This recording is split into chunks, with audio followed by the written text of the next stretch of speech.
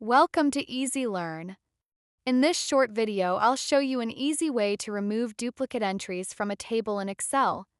This trick is really useful when you're dealing with a large amount of data. It helps keep your table clean and saves you a lot of time.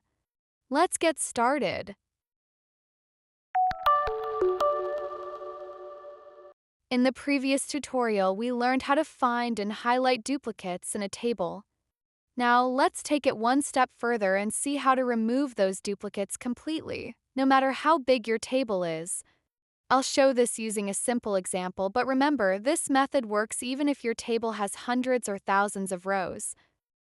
As you can see here, rows 5 and 6 have the same information. Our goal is to keep only one of them and delete the duplicate. So, how do we do that? First, select the range of cells where you want Excel to check for duplicates. Next, go to the Data tab, find the Data Tools group, and click Remove Duplicates. A small window will appear.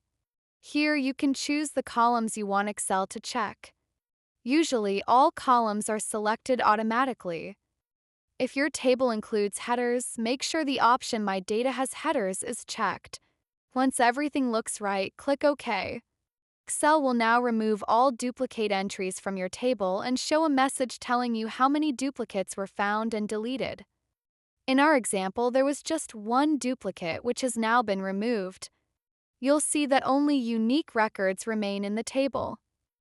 If you found this tutorial helpful, don't forget to like the video and subscribe for more quick and easy Excel lessons from Easy Learn. Thanks for watching and see you in the next video.